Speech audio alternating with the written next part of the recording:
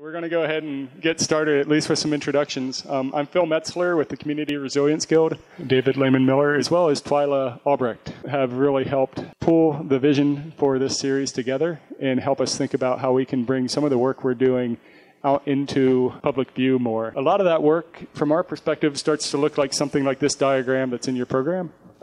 It's our way of mapping a lot of the information and resources that are out there, connecting the dots, if you will. And what exists here statically on paper, if you find it online, you'll be able to really interact with it. I'm not going to spend a lot of time up front initially introducing Aaron Sawatsky Kingsley here, because this whole event is really kind of an introduction to him and his work. I am very fortunate to not only introduce him as a speaker, but as my brother-in-law, my friend, my neighbor. I've known Aaron now for about 20 years since I started dating his sister, now my wife, Sarah, and have really enjoyed seeing, as Sarah and I were living abroad and all around the country, Aaron stayed close to home, and he's been this great reference point over the years of somebody who stayed very deeply committed to a place. And watching them kind of grow into their land, which you see up here. And I am lucky enough to spend trips to family reunions and such, talking at length with Aaron about deep topics and really getting a wonderful glimpse into his mind and the way he perceives the world. And I'm very pleased to share that with you here this evening. So, Aaron, I think the way we wanted to start off was just by giving you an opportunity to tell a little bit of your story as to how you ended up here, both in terms of this place, where you're coming from, and what has brought you to be so deeply committed to this place. Turn it on. I should thank my parents for my parents are here, and that's the reason I'm here. Hi, Mom and Dad.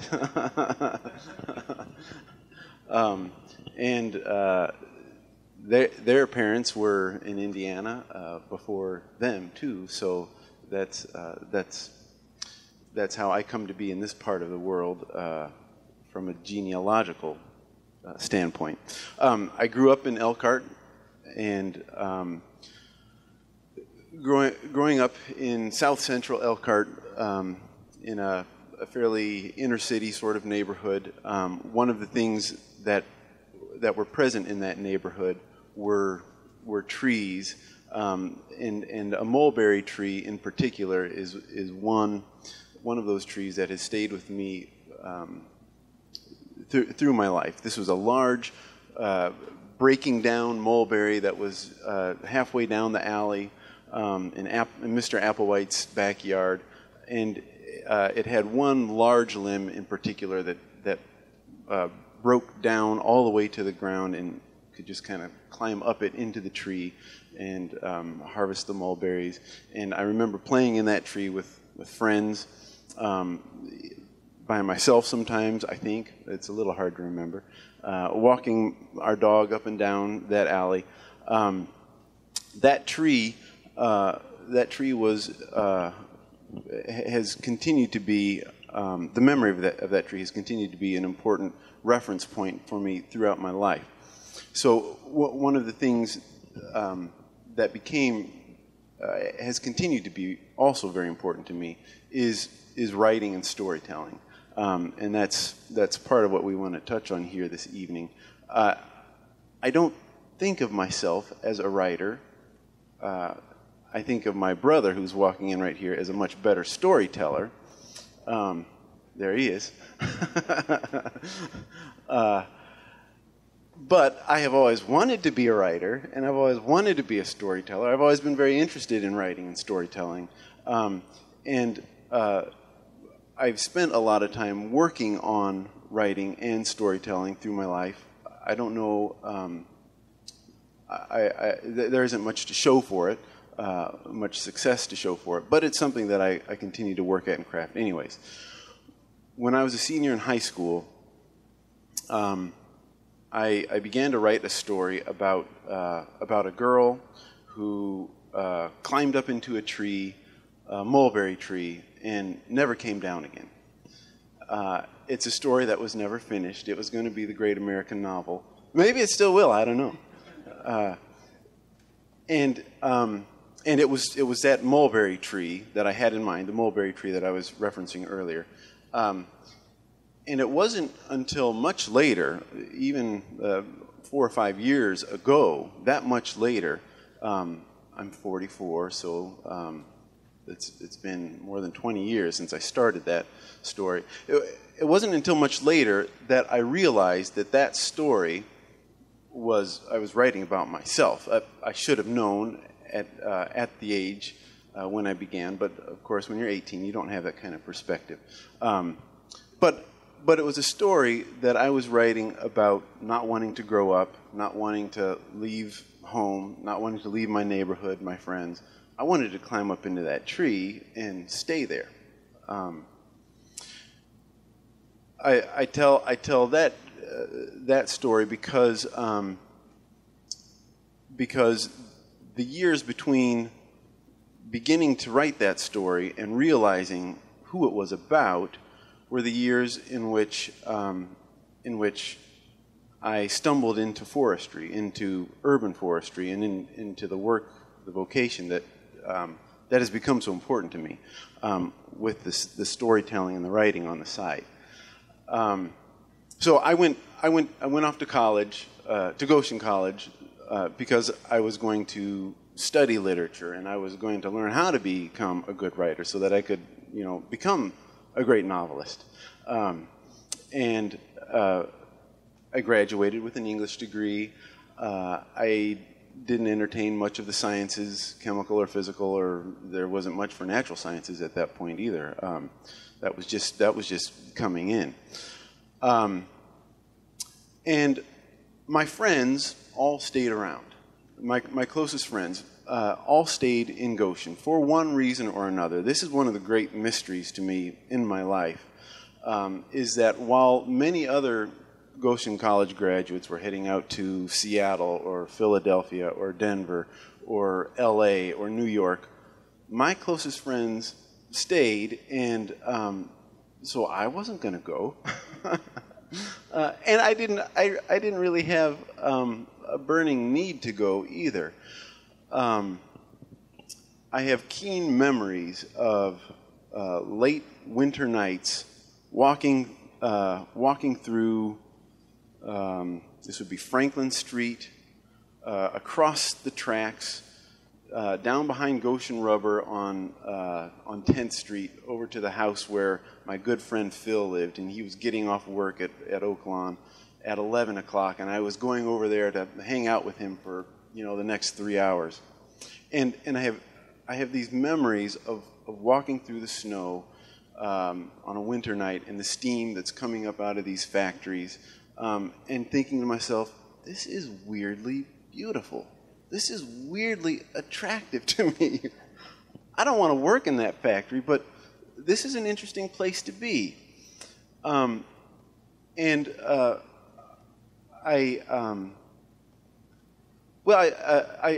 stayed, and my friends stayed, and we formed a band, and that was a real central anchor in some important ways, because my nuclear family, they were going all over the world. My parents went to Argentina. My sister and Phil went to Chile. My brother went to Paraguay. And there I was. I don't resent at all that they went to those different places. I think I felt like them being scattered around the world was permission for me to stay. Since they were out there experiencing different places in the world, it was okay for me to stay where I was. So, for the first 10 years that I knew you, you were a part of Double Barrel Darrell, and so that was part of my association with Aaron, was as this front man for this band, and that's where I saw a lot of his creative talents emerge, and I knew he had this passion for trees, but it wasn't quite the same as what he was pouring into his music. But if I remember, so this wasn't something we talked about bringing up, but you almost did leave. And that's part of the story of connecting to place. And so, I mean, talk about that transition into your plot of land, you know, what you call home now. Thanks. That's a really important, a really critical transition. So, I almost pulled myself up to go to Antarctica. Of all places to go. So a good friend of mine, Greg Lehman, some of you probably know him, had been spending half of the year in Antarctica, just working as a laborer in some of the research labs there, and they need people to cook and clean while the researchers do the important research. And so I signed up to do this too, and I had all my papers in line, my passport, everything was ready to go. And then I began, a relationship with a woman who became my wife. And then two, I was out for an afternoon bike ride just about a week before I was going to leave to Antarctica. And I rode up County Road 21. I didn't know it was County Road 21. I rode up through this beautiful little neighborhood with an Orthodox church on one side and another Orthodox church, lo and behold, on the other side. Up over the hill, these quaint little brick houses, and I came down the hill on the other side, and there was a sign that said 10 acres for sale. And I came to a halt in the driveway, and I looked in. I looked in that driveway, and there was a little farmhouse there, and behind it there was a tangle of woods that I couldn't tell anything about other than that it was a tangle of woods. I wasn't a forester then. I was working in a bakery and I was writing in the evening. But I saw that sign and I saw that place, and all of the lights went on. And the short story is I talked my good friend Phil, who was in the band, and this woman who I was beginning a relationship with, into buying this property with me.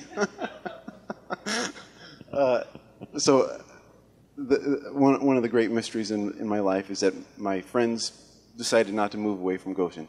The second great mystery is that these two people decided to help me buy this piece of land before I was married to either of them.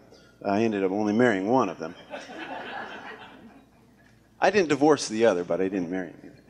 It's remarkable to me. I mean, number one, this is a very original piece of land in the sense that it hadn't been farmed it hadn't been really touched for 50 years when you bought it. I mean, in terms of having gone from farmland to just a succession into the woods that are on it now. But it was pretty much within the first year or a few months of you moving onto that property that I went on my first date with Sarah, and we went out there to visit you guys, and we walked all the way back to the far end of the property and climbed a tree, and had one of our first conversations. I didn't know that. But it's incredibly special for us as we have traveled around to have this one place to keep coming back to. And it was about 8 years ago that we got a call after Aaron and Nathan had decided to both move into this land and build a new house, that the house next door was for sale. So that's where we live now, is in this house just to the right. And just feel incredibly blessed to be in a place that's new to us, but that has some history to it. So it's your staying in place that has really kind of created a place for us.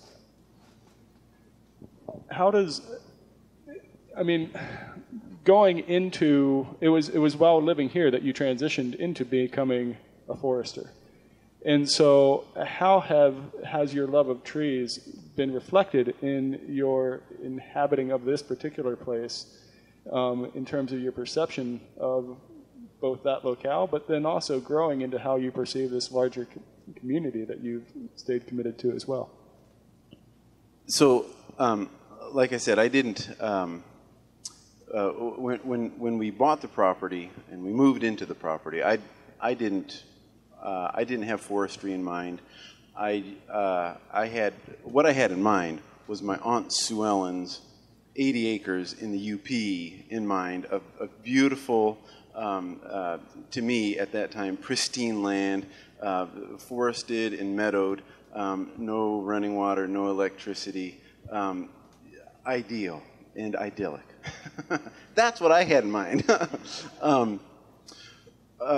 So we moved into the property, and so I began to explore, and it was through exploring and hiking through this land and encountering plants that I didn't know or understand, trees that I didn't know or understand,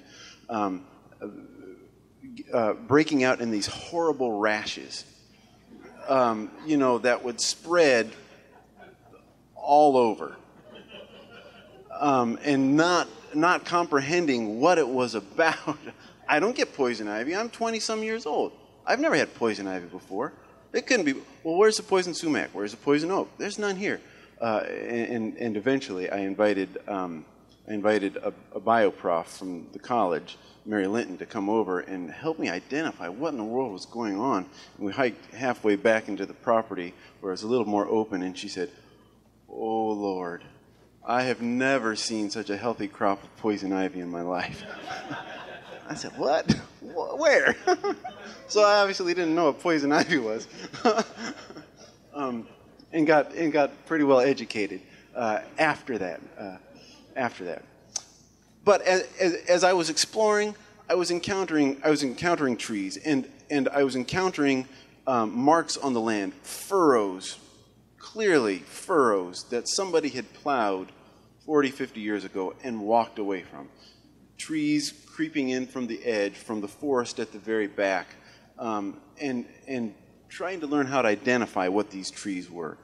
I could recognize oaks, I could recognize maples, and I began to think about, well, maybe I should dig this one up over here and put it over here, and let's see how that works. And started learning about transplanting trees, how small, how big I could manage, some failing, some succeeding, and that was how I began to think about trees, not as vocation by any means, but as something that was worthy of my interest, beyond this mulberry in the early part of my childhood.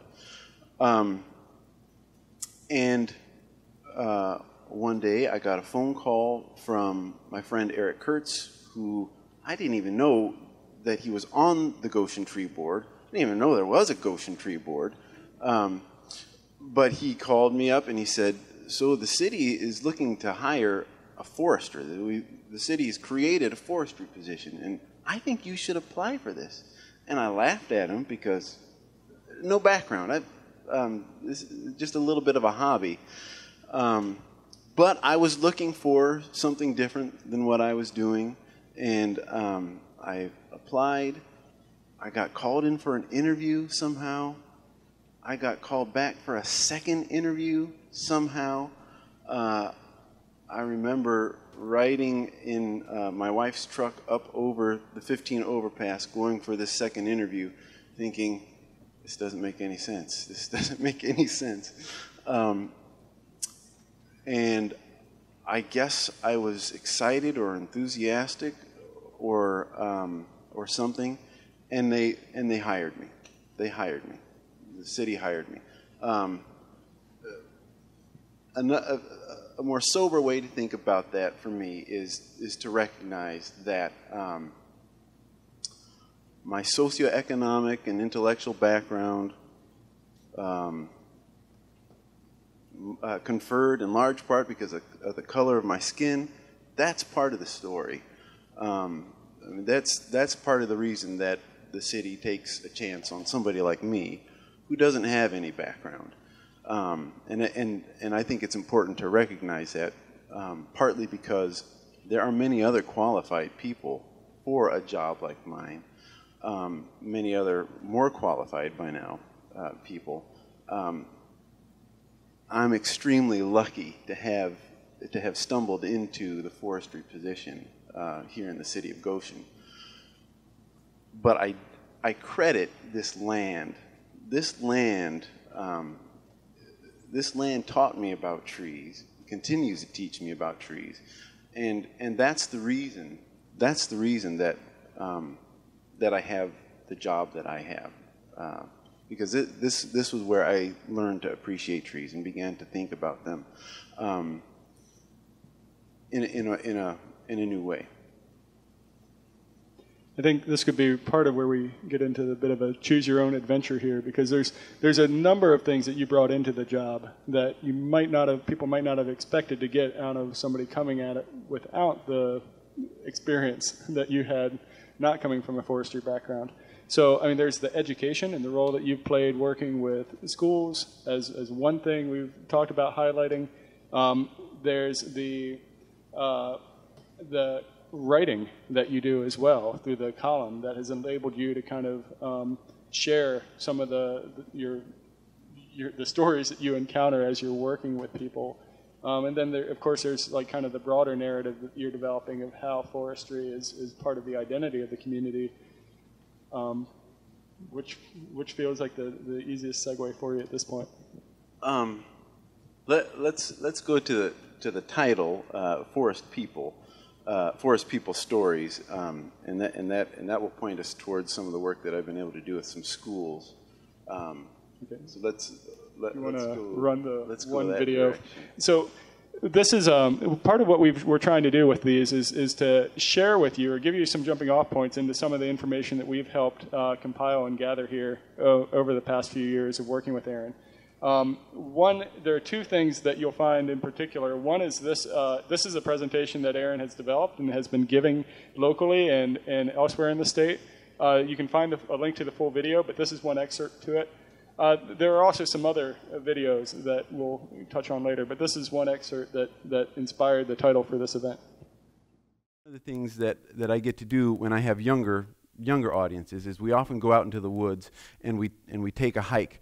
And one of the places that we always stop is there's a rock foundation of an old barn, and it's completely surrounded now by trees. The barn has been gone for 40 years, as far as I can tell.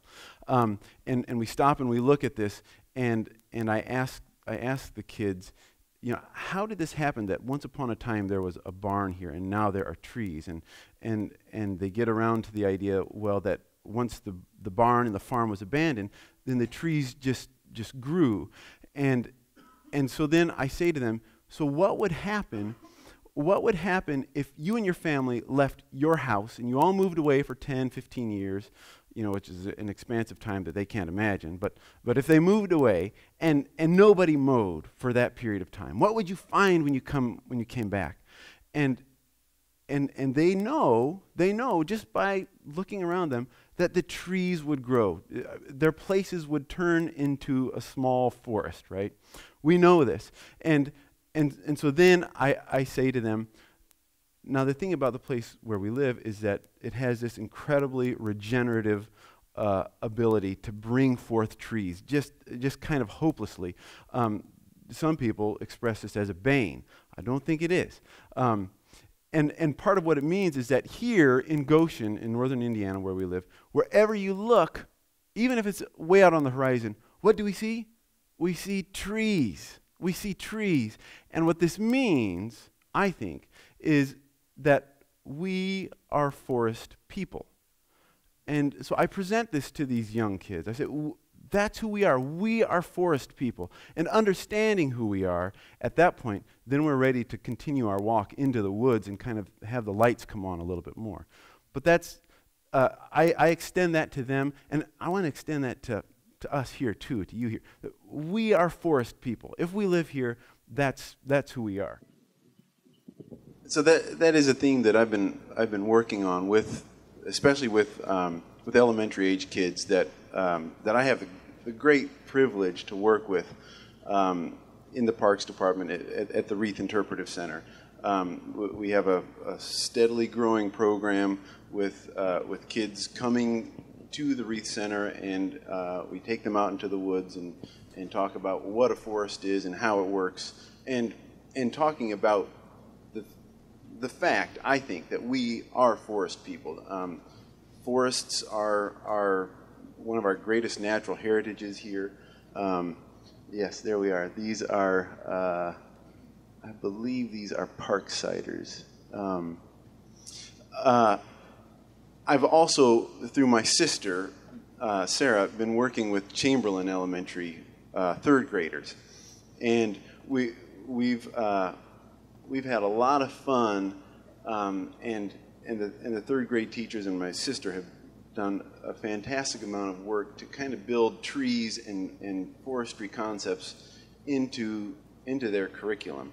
And she can explain those details much better than I can. I just get to show up and walk through Walnut Park with these kids and park ourselves under this gigantic 200-year-old oak tree and talk about how this oak tree allows us to look 200 years into the past. And then I have a tiny little oak seedling that I brought from our nursery, and I say, and this one helps us to look 200 years into the future. So I get to do the fun stuff, but it's been a great opportunity to work directly with these kids to help me hone some of the story that I think is important to tell about ourselves here in Goshen, where we're the Maple City. I'm trying to circle back around to the video here that my sister helped to put together. Can you find the how to plant a tree? Yeah, this is a pretty good example of something you wouldn't typically expect out of one of your city employees as going above and beyond how to gift a particular class with the instruction beyond just a walking tour.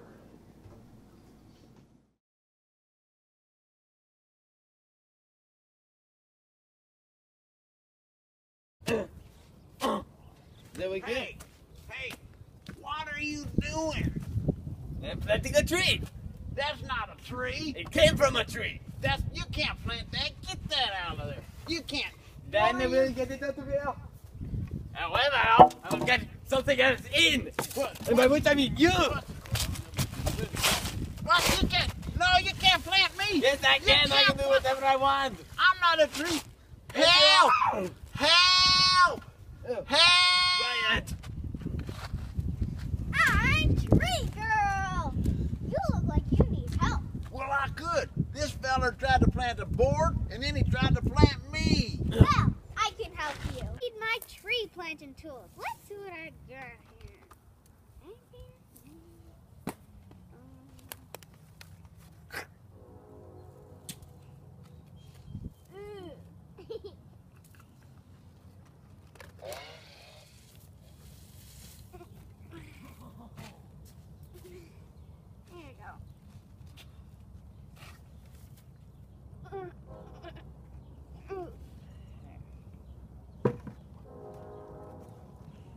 You got anything else in there? Nuh-uh. You sure? Don't you have a tree in there, maybe? Oh, yeah. Not in there. It is. Here it is. Let's go plant it.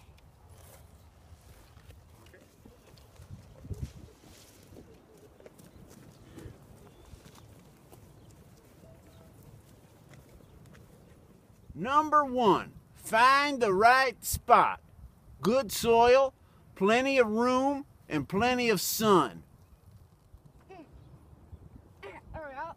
Dig a hole for all the roots of the tree. Not too deep, not too shallow. Have an adult check for utilities. Call 811. Number 3, put the roots in. Not too deep, not too shallow.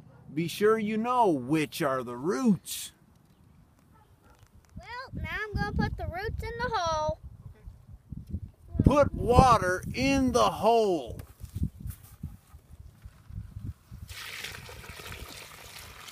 Put the dirt in. Firm it gently. Add mulch. Then water often. Oh, really? Oh, got you. Oh, I got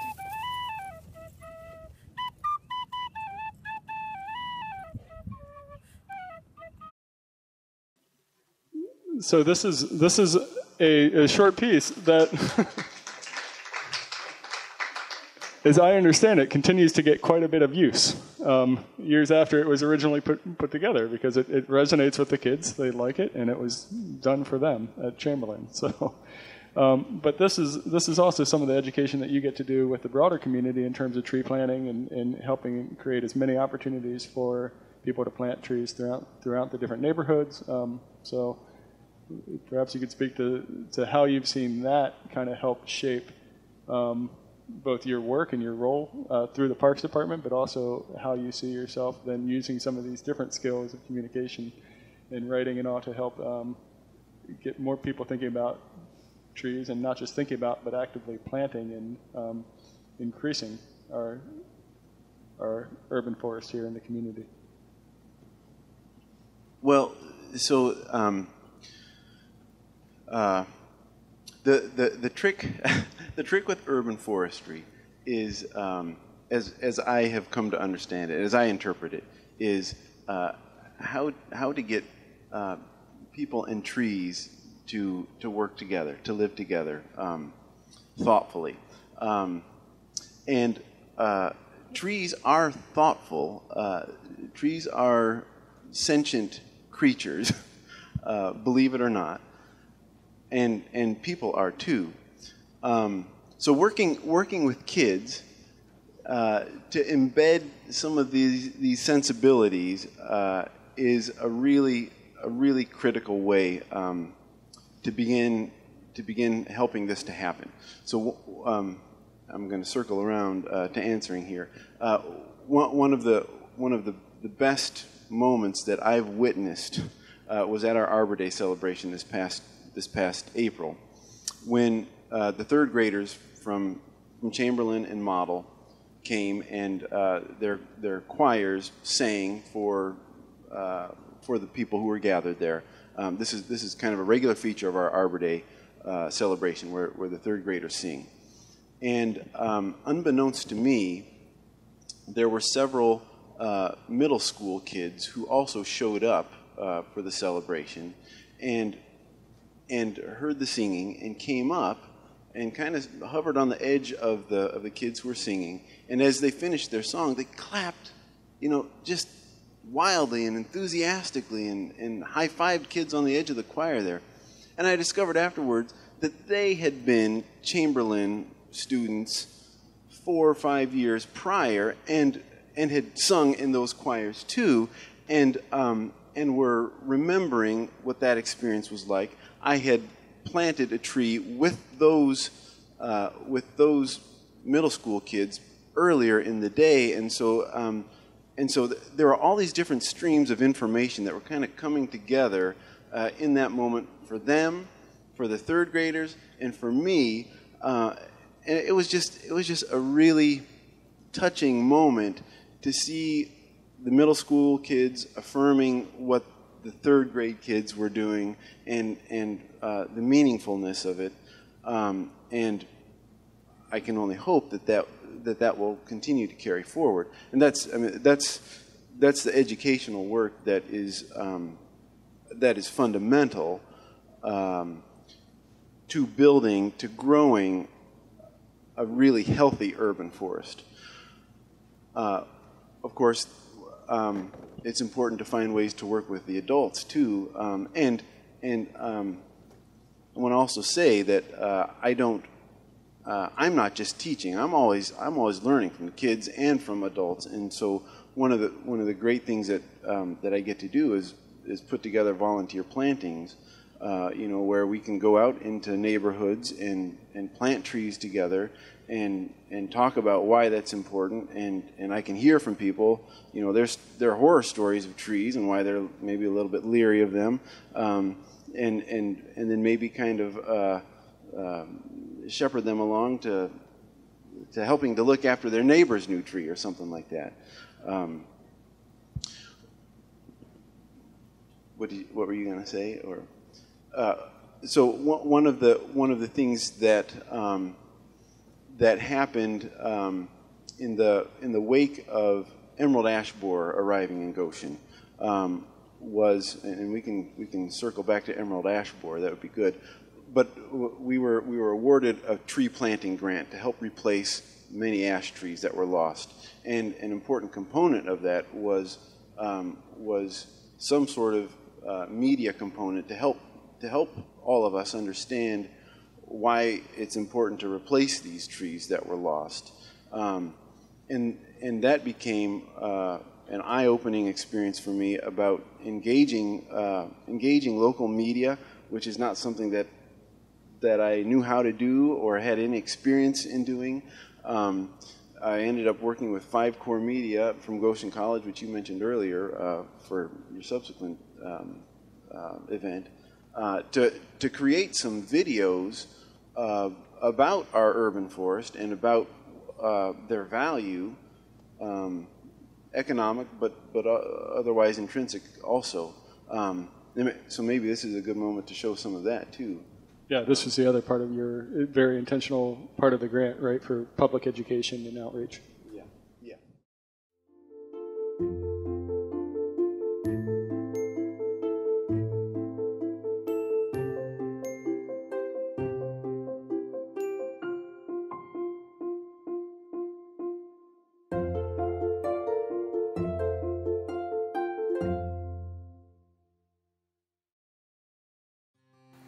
Goshen, ecologically, without trees, would not be what it has been for ages.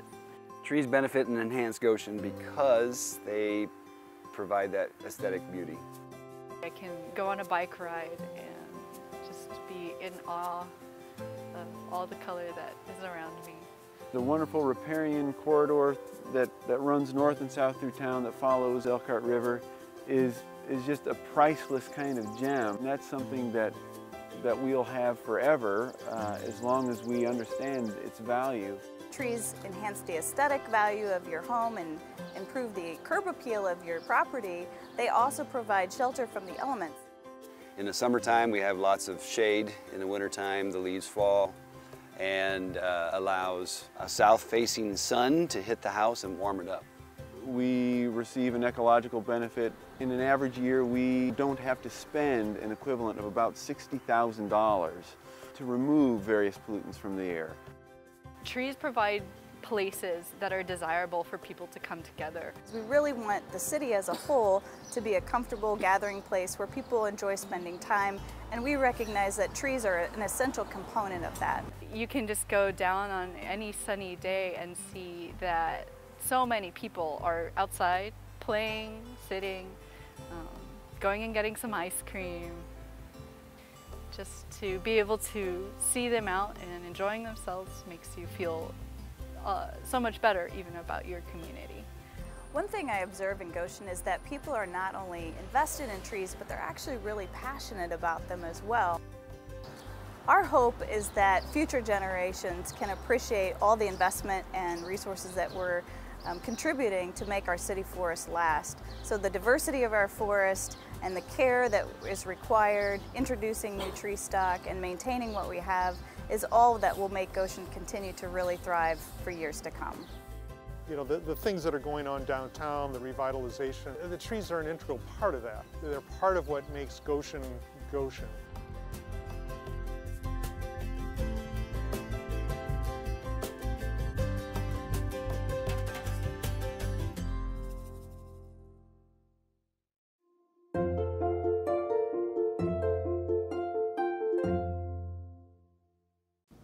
So that's the short version of 4 different videos, I think, which combine into about 15 minutes total, if I remember right. But there's the 4 videos.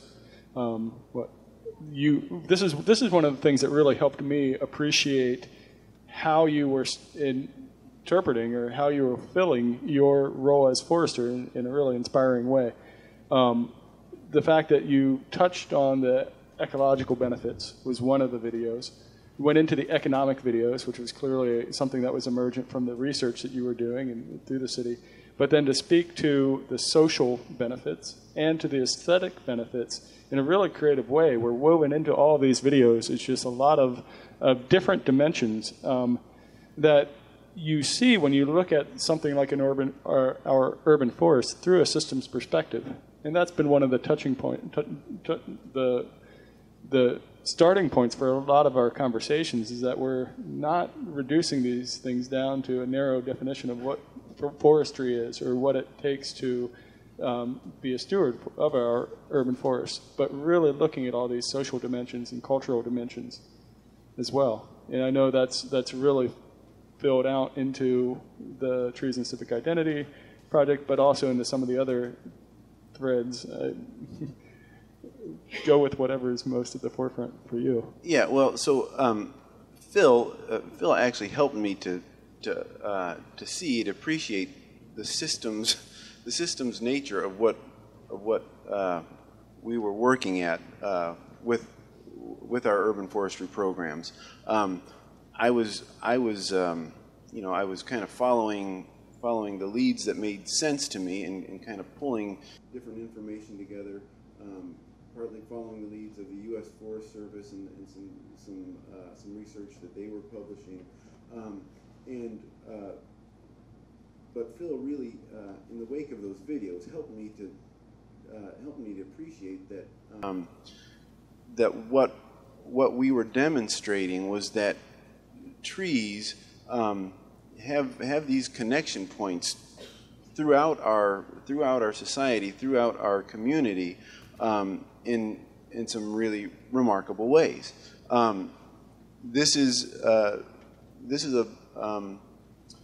a project that I worked on in a Sunday school class 7 years ago, where I put urban forestry down there, and I asked folks in the Sunday school class to name the things that were most important to them.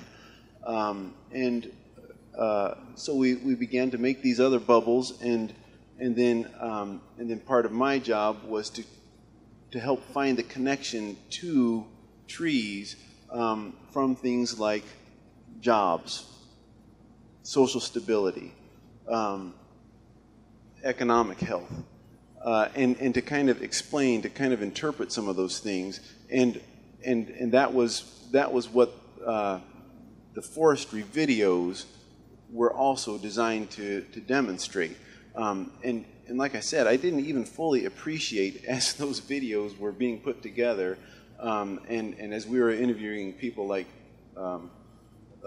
Gina and some of the other people, and as those videos came together and people began to respond to them, it made me want to start trying to map some of these connections for us. So for instance, down here is crime and justice, and there's a direct link to urban forestry there. And what is that link? Well, it's this amazing bit of research that came out of Chicago originally, and then has been since replicated in Seattle and Los Angeles, where neighborhoods without trees experience much more crime than neighborhoods with trees, and the research tried to justify various variables in order to look at the way that this happens, and exactly what the correlation is not known. But it probably has something to do with the fact that when trees are present in a neighborhood, people are much more willing and able to go out of their homes and be seen and see other people. And so you just have real basic kind of social interaction and people recognizing each other and getting to know each other. In the absence of trees in the summertime when it's hot, like on a day like this, then you stay inside and you don't get to meet each other, and as a result, either real crime or the perception of crime inches up in those neighborhoods without trees and inches down in those neighborhoods with trees. And so that's how that link happens. And that it can also be expressed in just the pure economics of a neighborhood, comparing neighborhoods. There were some great studies that were just taking pictures of high-income neighborhoods and low-income neighborhoods, and the way you can tell from an aerial photograph is where the trees are, and then you go in and look at the census data to confirm that the treed neighborhood has much higher income than the untreed neighborhood. So it's crime and justice, it's social stability, and so a web like this, and this was just a conversational hour with a Sunday school class, thinking about how these things tie together either directly or indirectly. And that's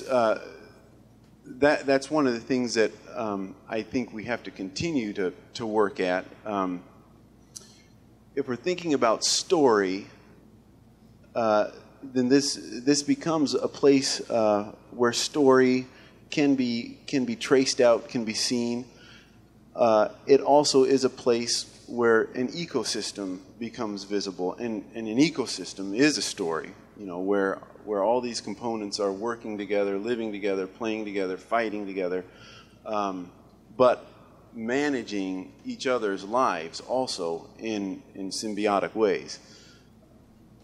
Urban forestry and trees is not at the center. It shouldn't be at the center. But these other things aren't necessarily at the center either. They're all connected in different ways. So just today, I came back to my office for lunch and discovered that this 92-year-old man was waiting for me there. Somebody who a week and a half ago I made a verbal commitment to get together with today to go and look at some trees with. And I thought that he was supposed to call me back. I'd forgotten. He'd been there for about a half hour. He wasn't upset at all. He was just waiting for me.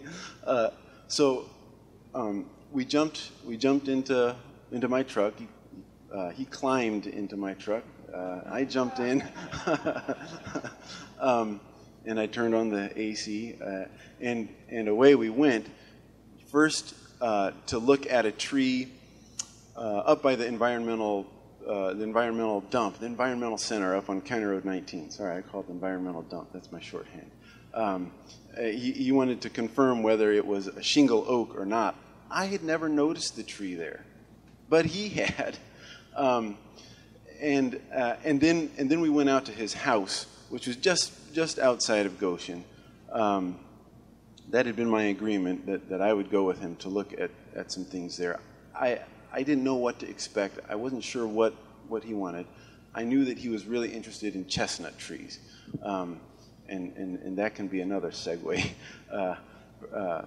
So we went to his house, and so this guy has been working at grafting nut trees for the past 50 years. And he's got this forested plot, heavily forested plot, but for the past 50 years he's been grafting walnuts to pecans to hickories, and he's been grafting some oak trees in some different ways, and you can walk around his yard and you can see the progression, the succession of trees getting larger and larger, the graft marks still there, and he talked with love about each one of these trees. I could have stayed there all afternoon, I'm sure. He would have talked to me that long. I had a meeting at 1, so we couldn't. But it was just gorgeous to hear this 92-year-old man talk with such reverence about these trees that he'd been working with all these years. and to hear that that he was interested in what was happening in Goshen. Somebody who has been in and around Goshen his whole life, and very curious about the trees that that we're planting in Goshen, and why in hell, he said, would you plant a hackberry? That's like a weed tree. And hackberry has become one of the important trees that I plant. It's a tree that that is an important replacement for ash, which we can no longer plant, right? You wanted to know why in hell we would want to be planting something so dirty as that. And I didn't try to explain. These encounters and these stories, I was only getting the tip of the iceberg with Dwight about what his story is, and how it was that he found his way to the Reese Center, and we began having some conversations already last fall when he brought me some chestnut trees, seedlings that he'd gotten in the mail from the Chestnut Foundation of America, and wanted to, didn't have room for anymore, he didn't think. I probably agree. And so I put them into the nursery. But an example of the kind of personal, person-to-person relationship that I find myself stumbling in and out of almost weekly with different people, and I don't always get to have a real in-depth conversation. However, some of these people kind of push the issue, and that's okay. That's okay sometimes. And that becomes part of the larger story that is woven into and through this forestry work, where here in the Maple City there has been this long-term relationship with trees and with people. Urban forestry must be people and trees. We kind of referenced that earlier. And talking with Dwight, who's been in and around the project that is Goshen for so long, I was hearing the ripples of that story in new ways. Let's see, where am I wandering off? Do you want to segue into the other? Well, one thing that I appreciate hearing from this is, again, the time that trees force, the time frame that trees oblige you to think about or to think in. That these trees have been around for a long time. Part of what makes the Maple City distinctive is trees that were intentionally planted 100 years ago, anticipating that this was going to have an impact in the community, generations ahead. It wasn't about just what was happening in the moment. It was with this thought to the future and an appreciation for the past. And that's something that's really stood out to me in terms of how you've talked about trees as part of our identity. It's not just the visual aesthetic that they bring, it's the culture that is connected to them in terms of our relationship to these trees. Their relentlessness, their ongoing presence. You can go with that, or you can maybe go touch on the other interaction that I know has been very much at the forefront for you, which is the elm tree over on Cundred Road. Yeah, let's go with the elm tree and see where that leads. So 9 years ago, another person called me up and asked me to come and look at a large tree. He suspected it was an elm in his backyard. And so I went out to Cundred Road, which is just off of County Road 45, Wilden Avenue, heading northwest out of town, and went into the backyard, and here was this gigantic elm tree. Steve, I think you know this tree, right? I stood under it, and I tried to comprehend the size of this tree and how it could be that it was living, and apparently so vibrant. And the reason that I was struck with this is that in the 1920s, a fungus was accidentally introduced into North America that over the following 40, 50 years really essentially wiped out all of the elms in the eastern part of the U.S. And continues to kill them off. In fact, last year, an American elm tree just outside our house, in the matter of 3 weeks, just died, and it's Dutch elm disease is what kills them, and it's what I expect to happen to elms. So here, the large tree in the center is this elm tree, and I arrived at Mr. Lindhorn's house, and I stood under this gigantic elm tree, just flabbergasted that it was there, and it was so healthy and so alive. You know, I talked with Mr. Lindhorn about the tree and about his family that had lived here in this house for 40-some years. And I was also kind of piecing together that just across the railroad, just across the highway from this elm tree is the site where the old Cundred gladiolus farm had been, you know, which was something that began at the end of the 19th century. Amos E. Cundred began hybridizing gladioluses and ended up creating this business that distributed flower bulbs, gladiolus bulbs, all over the U.S. and all around the world. Sold them to royalty in Europe. The mail going in and out of Goshen in the 1920s and 30s, half of it was accounted for going out of this gladiolus farm. So this elm tree began to grow about the time that business began to grow. And Mr. Lindhorn's family came here in the 1960s, and he raised his family there underneath this tree. And I can only imagine that the reason it survived is that it must have been somewhat isolated from other elm trees in the area for some reason, and so never came into contact with Dutch elm disease, or that it had some genetic resistance. And there are individuals like this. I mean that we're aware of these, but I was not aware of any in Goshen or in northern Indiana. There probably are some others, but this one really caught me off guard. And I ended up writing an early piece for the newspaper just about encountering this tree and about his family living with it.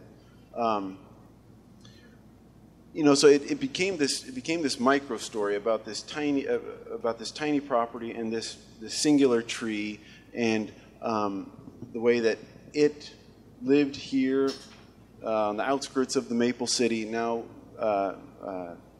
surrounded by the Maple City.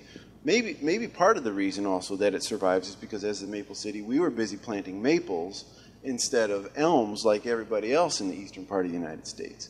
And so there were fewer elm here to act as a draw for the fungus.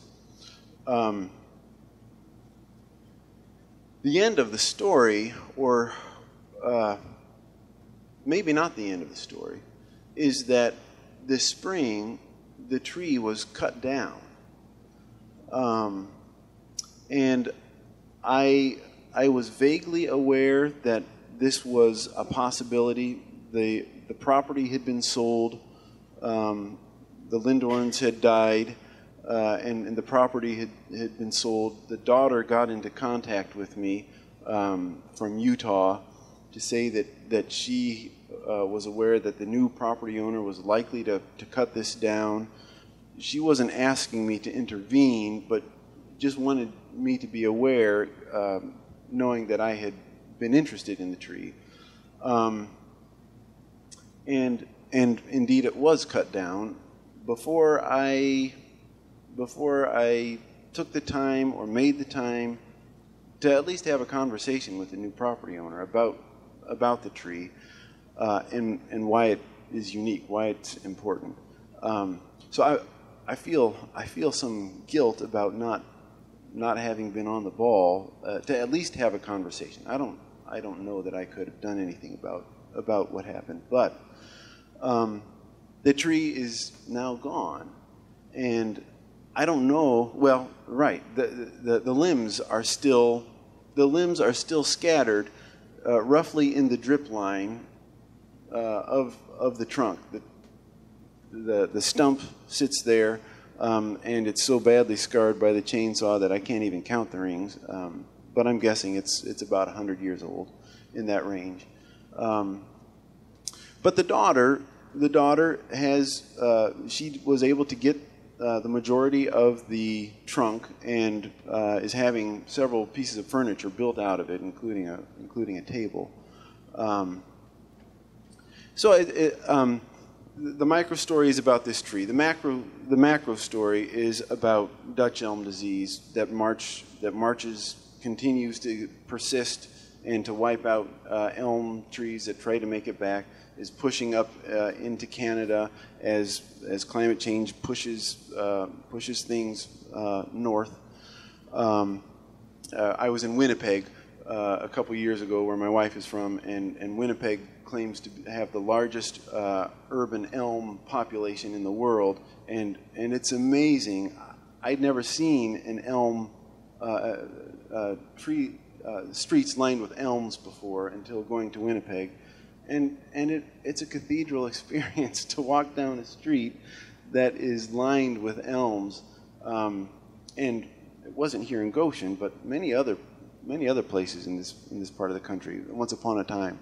The macro story is how the forces of economics and globalization, before that's what we called it, brought a fungus that wiped out the elm. And of course, 40 years before that, it was an earlier version of the same thing that brought a fungus to North America that wiped out the chestnuts, and in the 1890s, and then more recently, in around 2000, the same thing was repeated with a bug that was introduced from Asia that has wiped out our ash trees. And so we wonder what's next. Here as the Maple City, we've dodged 1 bullet, 2 bullets, 3 bullets, but when is it going to be maple? And what are we going to do about that as the Maple City? But more importantly, as a community that has this story of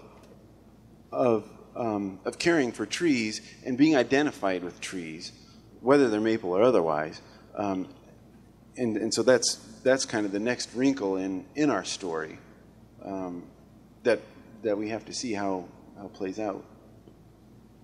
So this is partly why I've been so blessed to kind of have this existing relationship with you, but then to immediately jump in and get to see this community that I've now call home through your perspective. And it's part of what we're trying to do with this series, is to make this kind of perspective more accessible to other people. As we talk about community resilience, and well, as I do in my work with the Resilience Guild, we're focusing on the relationships that shape and define our community, the webs of relationships like an ecosystem, but that extend into the social and economic and other systems as well. This has been really helpful for me to be able to, number one, have at least one framework and where we can really see these relationships made visible, not just kind of structurally, but through the gifts of communication and thinking that you've brought to bear. And that's especially, I think we're especially fortunate to have that as your role evolves and you step into a role where now you're being asked to, within your position, think more longer term about how not just the urban forest, but all of the community's ecosystems continue to grow and develop, knowing that there are changes that we don't necessarily have control over that are coming to impact us. So that's the area that we've been able to collaborate on for the Goshen Environmental Perspectives Assessment that we did to kind of set the table for a potential Environmental Advisory Commission. There's links to that in the map. So do you want to touch on any of that yourself in terms of what you see your work being ahead within your official capacity?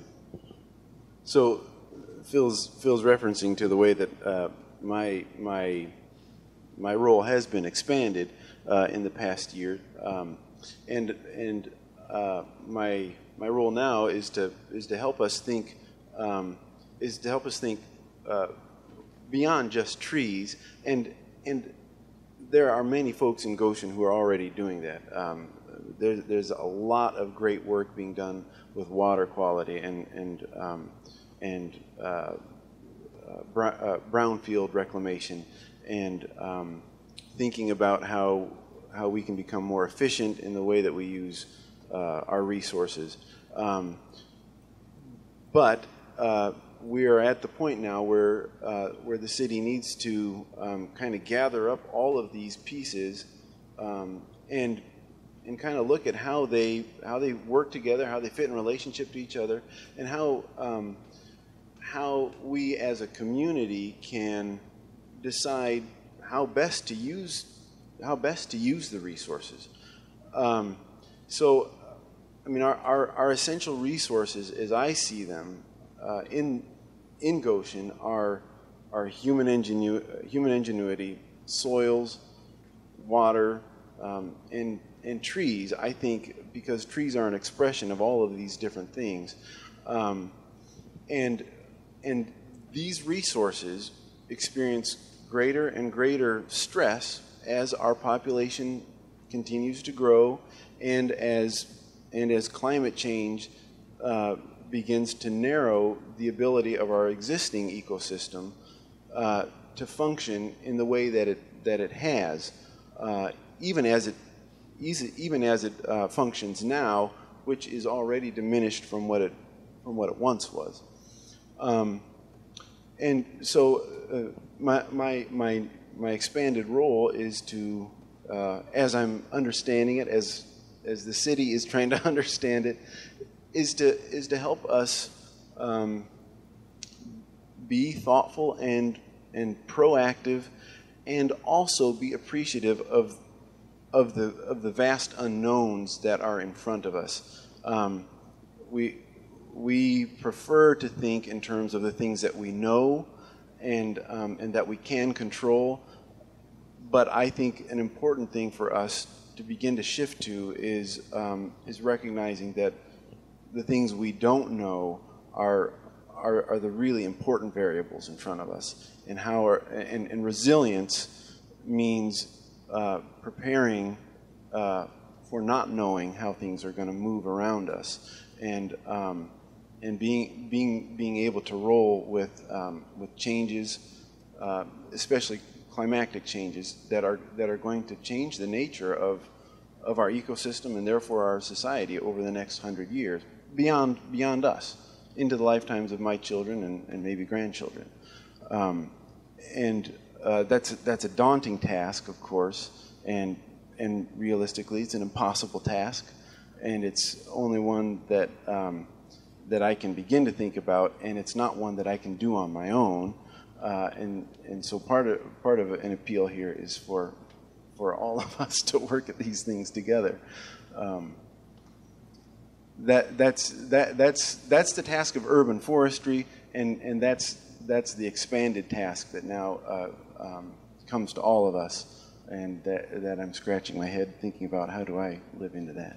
Well, I'm glad you're the one kind of stepping into that challenge, because I think coming at it from the standpoint of trees, I mean, trees is just, through this relationship, I've really come to appreciate how trees do provide just a really compelling reference point for thinking about resilience, in terms of they do oblige us to think about what's happening in a longer time frame. They invite us to come together as a community and be in relationship with each other. They force us to collaborate and work together in many senses, as you find even within the city. The streets department having to work with the parks department, having to work with neighborhoods and developers. I mean, it requires a certain kind of coordination, all of which, apart from the ecological benefits, add to our resilience, our ability to kind of react to change and be determined about the change that we want to see. So I'm really grateful for you in that role. There's been a lot of threads that we have touched on here, and this is the hard part of knowing we were going to be going into this event, would be that it's very tough to kind of find a linear path that touches on all the different edges that we would like to bring into focus.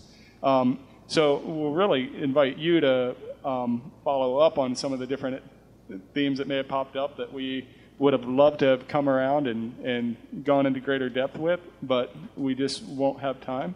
But that said, I do want to give an opportunity here, if any of you have any questions or there's a specific edge that you were hoping we would come around to or touch on, that you might want to hear some further thoughts from Aaron on yet tonight.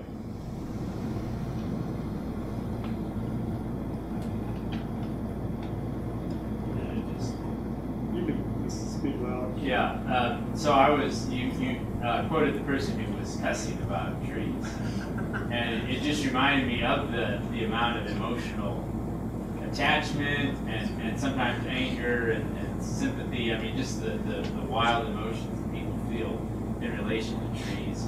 And I'm just, and I think I know you enough to know that you've done great work with just helping us to work with those emotions around trees. And I'm just curious what you have learned about dealing with some of those as you work with those high emotions around trees and working with individuals or with communities. What you've discovered about how to face those things and work with that constructively. So it's probably the first thing that any social work student is taught, which is people just want to be heard. You know, they want to tell their story, and the emotion comes out in the story about this tree, that keeps dropping all of this crap on my lawn and on my car, and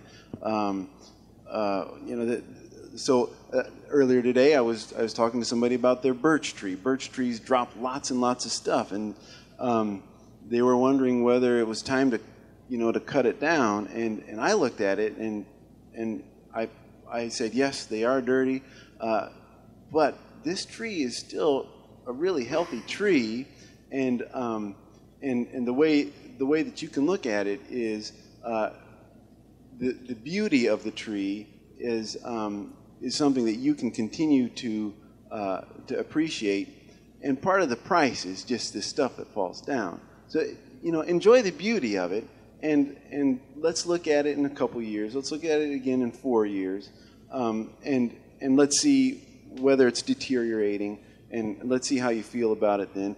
I wasn't trying to tell them no, it can't come down, but I was trying to help them see this tree in a different light, and I wanted to hear what their experience of it was, and I find that often, if I'm able to listen carefully, then most of the work has been done.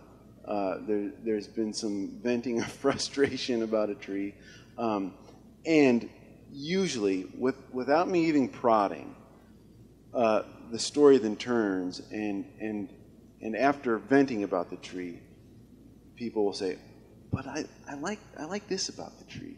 This is something that I like about the tree," and then my job is done. I mean, we can offer to work on the tree to help clean it up in some ways, but then it becomes livable and workable. Yeah, Steve. Two issues. a number of years ago, the big wind event came up from between Parkside and Goshen College on 8th Street and around that area. You know, how did people respond to that and feel about that? You know, trees came crashing down, and I think we dodged a bullet. And it's kind of related to Doug's question of how people feel about those big events. The trees, they give freely of themselves all their life, but pay a lot at the end. In this case, it was pretty bad, but it could have been a lot worse. And then the other question is, this story that you shared about this guy that you met today with the nut trees, which I'm a nut, okay? It takes a nut to start a tree, and so I can be evangelical about hazelnuts. Do you have any ideas about establishing like an urban nuttery or like a park or something, or anyway, I talked about it. Yeah. So the urban nuttery, Patrick Coonan, who you know, he's working really hard at putting together a public orchard, and we've kind of identified Water Tower Park over on 9th Street as a place for that to happen. And he's grafted a bunch of apple trees and some other fruit trees. He hasn't gotten to the nuts yet, but that'll come. And a bunch of those trees are in his backyard, and a bunch more of them are in the nursery, the city nursery. So we're working towards that, I think.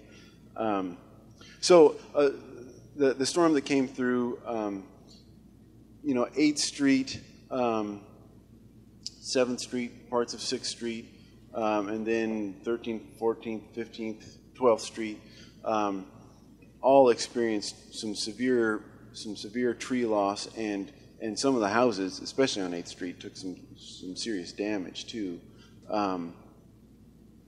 And it was really hard to see big mature trees come down and open up that streetscape, expose it in a way that it hadn't been for 60, 80 plus years.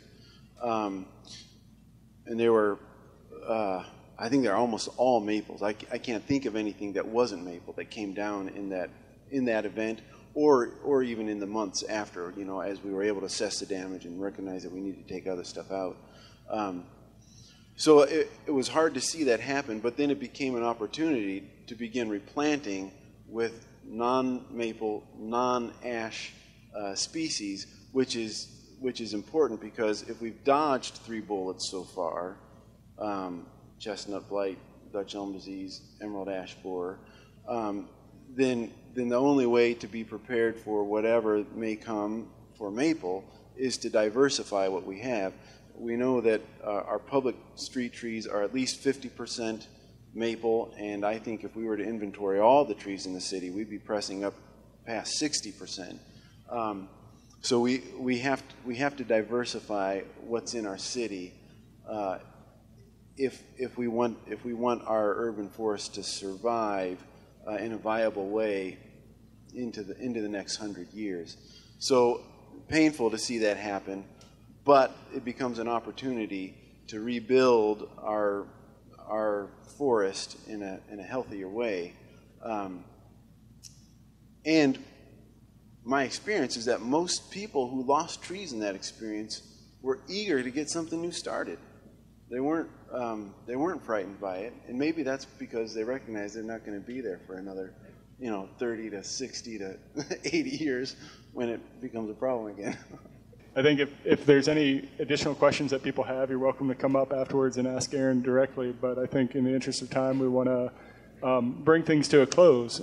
So yeah, Aaron, and thank you all for your patience and listening to this. This is, again, one of the difficult things without going into this with anything scripted, is not exactly knowing where it's going to go. So thanks for joining us on this learning journey of our own here. So yeah, Aaron, is there anything in brief that you want to say to wrap things up? Well, so I don't do the work by myself. I do it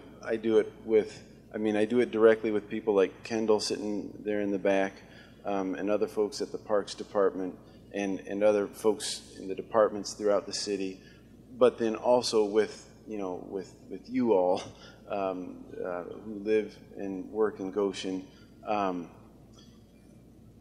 Thank you so much to Phil and Twyla and David and folks here for putting this this series together and inviting me to kind of talk about this.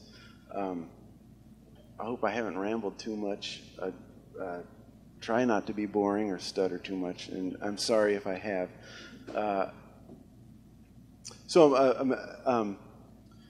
A friend of mine called me up yesterday and asked me. He's writing his memoir. He's 70-some years old, and he asked me for my definition of love. He's asking other people that he knows to submit to him their definition of love.